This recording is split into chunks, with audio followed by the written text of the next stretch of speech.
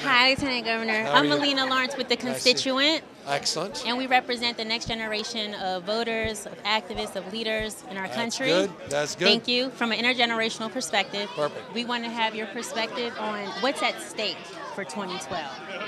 Well, I mean, it depends which side of the political aisle you're on. There's an enormous amount at stake. So I have a very subjective point of view But during your as speech, a Democrat. Okay. Yeah, no, I think obviously this is a remarkable time in history because we have this growing income inequality. And I don't care if you're rich, I don't care if you're Republican. At the end of the day, you can't, I think it was Aristotle said, you can't live a good life in an unjust society. And there is no democracy as we know it without a vibrant center. You've got to have a middle class. You have to have a place for people to move up and through. And if we lose that center, the entire framework as we've known it in this country, this vibrant middle class that has inspired the rest of the world, is in real peril. And I don't want to be hyperbolic about it, but I really believe that. So I think that's the challenge of our time, regardless of political party, regardless of your time of life. This is what we need to focus on. And so in order to get there, we need to actually do things differently. And that's the great challenge. So we could talk about it all day, we can point fingers, but we actually have to manifest a different framework to start solving the problem. And in that framework that you discussed today during the convention, your speech was really incredible, a lot of applause, and a lot of issues. You mentioned lunch today. Yeah. During our lunch conversation, me and other constituents were talking about education and the economy in the state of California. So what's your thoughts on that? Here's the bottom line. To your point, you cannot have an economic development policy without a workforce development policy.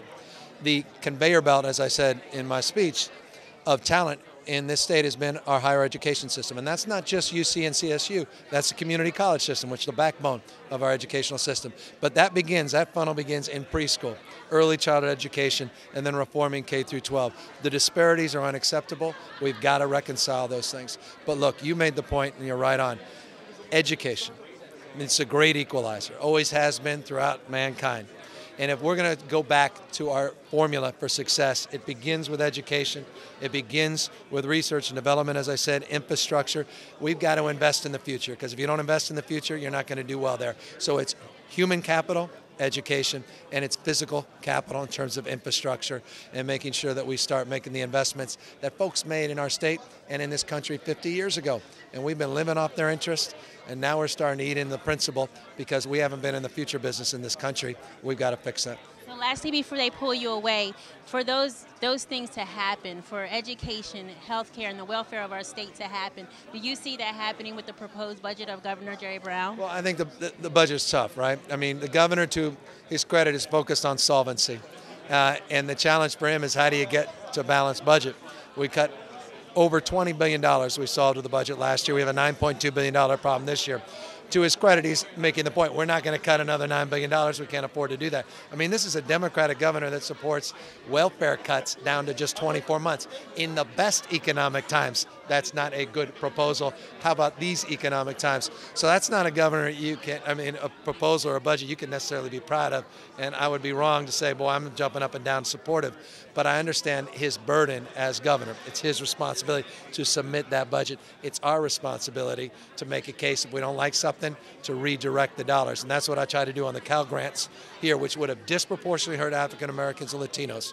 His cuts to Cal Grants, increasing the GPA, which is not what you do, because that's a subjective measure of someone's capacity and talent, are the things that I'm going to be standing up very vehemently against, obviously those welfare cuts. But at the end of the day, he is balancing it with a tax measure. And I think it's absolutely incumbent upon us to support a tax proposal under these circumstances. Not that everyone's jumping up and down and wants to see their taxes raised, particularly if it includes a sales tax, which is a very regressive tax.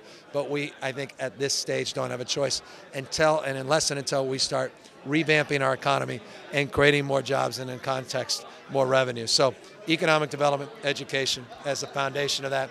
Focus on getting back to the future business infrastructure and recognizing we're all in this thing together, rural, suburban, rich, poor, east, west, north, south, and start focusing on what unites us, as I said today, paraphrasing our great president, not what divides us. Well, we thank you so much for joining us on The Constituent. I'm your host, Maleena Lawrence. I'm with Lieutenant Governor Gavin Newsom.